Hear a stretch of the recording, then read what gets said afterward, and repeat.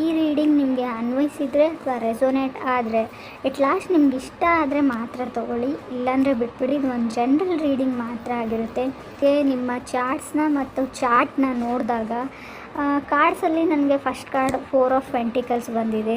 Courageous ಅಂತ ಹೇಳ್ತೀವಿ, ತುಂಬ ಕರೇಜಿಯಸ್ ಆಗಿ ಈ ಮಂತಲ್ಲಿ ನೀವು ಇರ್ತೀರಾ, ತುಂಬ ಬೋಲ್ಡ್ ಆಗಿರ್ತೀರಾ, ಹೈ ಟೈಮ್ ಅಂತ ಹೇಳುತ್ತೆ. ಇನ್ ಕೇಸ್ ಸೆಕೆಂಡ್ ಕಾರ್ಡ್ ನನಗೆ ಫೂಲ್ ಕಾರ್ಡ್ ಬಂದಿದೆ.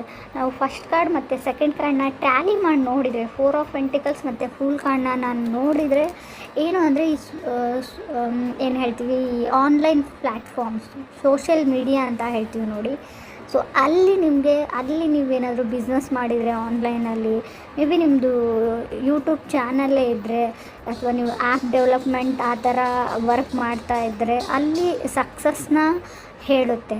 ಅಲ್ಲಿ ನಿಮ್ಮ ವರ್ಕ್ ಬಗ್ಗೆ ನಾನು ಹೇಳೋದಾದರೆ ಇಲ್ಯೂಷನ್ಸ್ ಅಂತ ಹೇಳ್ತೀವಿ. ಯಾವಾಗ ರಾಹು ಇರ್ತಾನೆ ನೋಡಿ, ಅಲ್ಲಿ ತುಂಬ ಕೇರ್ಫುಲ್ಲಾಗಿ ನೀವು ಇರಬೇಕು. ಯಾವುದನ್ನು ನೀವು ನಂಬಿರ್ತೀರಿ ಕೊನೆಗೆ ಅದು ಸುಳ್ಳು ಅಂತ ಅನಿಸುತ್ತೆ, ಯಾವುದು ಸುಳ್ಳು ಅಂತ ಅಂದ್ಕೊಂಡಿರ್ತೀರೋ ಅದು ನಿಜ ಅಂತ ಅನಿಸುತ್ತೆ. ತುಂಬ ಕೇರ್ಫುಲ್ಲಾಗಿರ್ಬೇಕು. ಇನ್ ಕೇಸ್ ಲವ್ ಲೈಫಲ್ಲಾಗಿದ್ದರೂ ಅಷ್ಟೇ, ಇನ್ ಕೆರಿಯರ್, ಬಿಸ್ನೆಸ್, ಎನಿ ಥಿಂಗ್ ಅಂತ ಹೇಳ್ತೀನಿ ನಾನು. ಸ್ಪೆಂಡಿಂಗ್ ಬಗ್ಗೆ ಹುಷಾರಾಗಿರಿ ಅಂತ ಹೇಳ್ತೀವಿ ನಾವು. ಖರ್ಚಿನ ಬಗ್ಗೆ ತುಂಬ ನಿಗಾ ಇರಬೇಕು. ಥರ್ಡ್ ಕಾರ್ಡ್ ನನಗೆ ಪೇಜ್ ಆಫ್ ವಾಂಡ್ಸ್ ಬಂದಿದೆ. ಪೇಜ್ ಆಫ್ ವಾಂಡ್ಸ್ ಅಂದರೆ ನಿಮಗೆ ಫಾರ್ ಎಕ್ಸಾಂಪಲ್ ಹೇಳ್ತೀನಿ ನಾನು, ಆಲ್ರೆಡಿ ಮ್ಯಾರಿಡ್ ಆಗಿದರೆ ಮಗು ಬೇಕಾಗಿರಲ್ಲ ನಿಮಗೆ, ಸದ್ಯಕ್ಕೆ ಫೈನಾನ್ಷಿಯಲಿ ನೀವು ನಿಭಾಯಿಸೋಕ್ಕಾಗಲ್ಲ ಅಂದರೆ, ಸೊ ಪ್ರೊಟೆಕ್ಷನ್ ಇಲ್ಲದೆ ಏನೋ ಮಾಡೋಕ್ಕೆ ಹೋಗ್ಬಿಟ್ಟು ಪ್ರೆಗ್ನೆಂಟ್ ಆಗೋವಂಥ ಚಾನ್ಸಸ್ ಇದೆ. ನೀವು ಮದುವೆ ಆಗಿಲ್ಲ, ಇನ್ ಕೇಸ್ ಬರೀ ರಿಲೇಷನ್ಶಿಪ್ಪಲ್ಲಿದ್ದೀರಾ, ಸೊ ಗರ್ಲ್ಫ್ರೆಂಡ್ ಇದ್ದಾರೆ, ಬಾಯ್ ಫ್ರೆಂಡ್ ಇದ್ದಾರೆ ಅಂತಲೇ ಅಂದ್ಕೊಳ್ಳಿ, ಪ್ರೆಗ್ನೆಂಟ್ ಆಗೋ ಚಾನ್ಸಸ್ ಇದೆ. ನಿಮ್ಮ ಕೈ ಮೀರಿ ಹೋಗೋ ಕೆಲವೊಂದು ಚಾನ್ಸಸ್ ಕಾಣಿಸ್ತಾ ಇದೆ. ಆ ವಿಷಯದಲ್ಲಿ ಕೇರ್ಫುಲ್ ಆಗಿರಿ. ನನಗೆ 4th ಕಾರ್ಡ್ ಜಸ್ಟಿಸ್ ಕಾರ್ಡ್ ಬಂದಿದೆ. ಸೊ ಜಸ್ಟಿಸ್ ಕಾರ್ಡನ್ನ ನಾವು ಆಲ್ರೆಡಿ ಹೇಳಿದ್ದೀನಿ ನಾನು, ರಾಹು ಇದ್ದಾನೆ, ಜಸ್ಟಿಸ್ ಕಾರ್ಡ್ ಇದ್ದಾನೆ, ಏನೋ ಒಂದು ತೊಗೊಳ್ಬೇಕು, ಮಾರಬೇಕು ಅಂತ ಅಂದ್ಕೊಂಡಿರ್ತೀರ, buying or selling something. Signature ಬಗ್ಗೆ ಕೇರ್ಫುಲ್ ಆಗಿರಿ. ಏನಾದರೂ ಸೈನ್ ಮಾಡ್ತೀರಾ ಅಂದರೆ ತುಂಬ ಕೇರ್ಫುಲ್ ಆಗಿರಿ. ಕೆಲವ್ರಿಗೆ ಆಲ್ರೆಡಿ ಮದುವೆ ಆಗಿದ್ರೆ ಇಲ್ಲಿ ನನಗೆ ಉಸಿರಾಡೋಕ್ಕೂ ಆಗ್ತಾಯಿಲ್ಲ ಅಂತ ಅನಿಸ್ಬೋದು, ಈ ಮ್ಯಾರಿಡ್ ಲೈಫಲ್ಲಿ ಅಂತ ಅನಿಸ್ಬೋದು, ಇಲ್ಲಿಂದ ಹೊರಗಡೆ ಹೋಗಬೇಕು ಅಂತ ಅನಿಸ್ಬೋದು. ಜಸ್ಟಿಸ್ ಕಾರ್ಡ್ ಇರೋದ್ರಿಂದ ದೂರ ಆಗಬೇಕು ಅಥವಾ ಡಿವೋರ್ಸ್ ತೊಗೊಳ್ಬೇಕು ಅಂತ ನಿಮಗೂ ಅಥವಾ ನಿಮ್ಮ ಪಾರ್ಟ್ನರ್ಗೂ ಖಂಡಿತ ಈ ಮಂತಲ್ಲಿ ಅನಿಸುತ್ತೆ.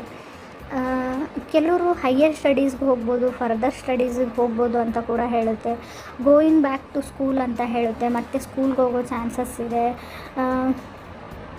ಶಾರ್ಟ್ ಸೆಲ್ಲಿಂಗ್ ಅಂತ ಹೇಳ್ತೀವಿ, ಏನಾದರೂ ಬಿಸ್ನೆಸ್ ಮಾಡ್ತಾಯಿದ್ರೆ ತುಂಬ ಬೇಗ ನೀವು ಮಾರೋ ಐಟಮ್ಸ್ ಮುಗ್ದೋಗ್ಬೋದು ಅಂತ ಕೂಡ ಹೇಳುತ್ತೆ ಕಾರ್ಡು.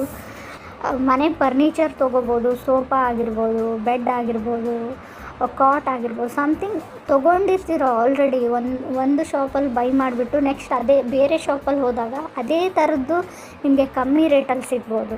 ಸೊ ತೊಗೊಂಡ್ಬಿಟ್ಟೆ ಅಂತ ರಿಗ್ರೆಟ್ ಮಾಡ್ಕೋಬೋದು, ಹೆಚ್ಚಿಗೆ ದುಡ್ಡು ಕೊಟ್ಟೆ ಅಂತ ಕೂಡ ಅನ್ನಿಸ್ಬೋದು, ಆಲ್ರೆಡಿ ನಿಮಗೆ ಅನಿಸಿರ್ಬೋದು. ಕೆಲವ್ರಿಗೆ ರೀಕನೆಕ್ಷನ್ ಎನರ್ಜಿ ಇದೆ, ನಿಮ್ಮ ಎಕ್ಸ್ ಬ್ಯಾಕ್ ಆಗೋ ಎನರ್ಜಿ ಕೂಡ ಇದೆ. ಸೊ ನನಗೆ ಕೊನೆಯದಾಗಿ ಸನ್ ಕಾರ್ಡ್ ಬಂದಿರೋದ್ರಿಂದ ನಿಮ್ಮ ಮನಸ್ಸಲ್ಲಿ ಏನಾದರೂ ಕ್ವಶನ್ಸ್ ಅಂತ ಇದ್ದರೆ ಎಸ್ ಆರ್ ನೋ ಅಲ್ಲಿ ಕೇಳೋದಾದರೆ ಎಸ್ ಅಂತ ಹೇಳುತ್ತೆ. ಸೊ ಖಂಡಿತವಾಗ್ಲೂ ರೆಸ್ಟ್ ಮಾಡಿ, ಸ್ವಲ್ಪ ವೆಕೇಷನ್ಸ್ಗೆ ಹೋಗಿ ಎಂಜಾಯ್ ಮಾಡಿ ಅಂತ ಹೇಳುತ್ತೆ. ಸನ್ ಕಾರ್ಡ್ ಬಂದರೆ ನಾವು ತುಂಬ ಪಾಸಿಟಿವ್ ಕಾರ್ಡ್ ಅಂತ ಹೇಳ್ತೀವಿ. ಬಟ್ ನೀವು ಕೆಲವೊಂದು ಏನಾದರೂ ವಿಷಯಗಳನ್ನ ನಿಮ್ಮ ಮನೆಯವರಿಂದ ಅಥವಾ ನಿಮ್ಮ ಪಾರ್ಟ್ನರಿಂದ ಏನಾದರೂ ಮುಚ್ಚಿಟ್ಟಿದ್ರೆ, ಸೀಕ್ರೆಟ್ ಅಂತ ಹೈಡ್ ಮಾಡ್ತಿದ್ರೆ ಅದು ಹೊರಗಡೆ ಬರುತ್ತೆ. ಸೂರ್ಯ ಎಲ್ಲನೂ ಬೆಳಕಿಗೆ ತರ್ತಾನೆ, ಸನ್ ಎಲ್ಲನೂ ಲೈಟ್ ಮಾಡೋದ್ರಿಂದ ಎಲ್ಲನೂ ಸ್ಪಷ್ಟವಾಗಿ ಕಾಣಿಸುತ್ತೆ. ನಿಮ್ಮ ವ್ಯಕ್ತಿತ್ವನೇ ಅಂತ ಅಂದ್ಕೊಂಡ್ರು ಕೂಡ ಬೇರೆಯವ್ರಿಗೆ ನೀವು ಹೇಗಿದ್ದೀರಾ ಅಂತ ಸ್ಪಷ್ಟವಾಗಿ ಗೊತ್ತಾಗುತ್ತೆ.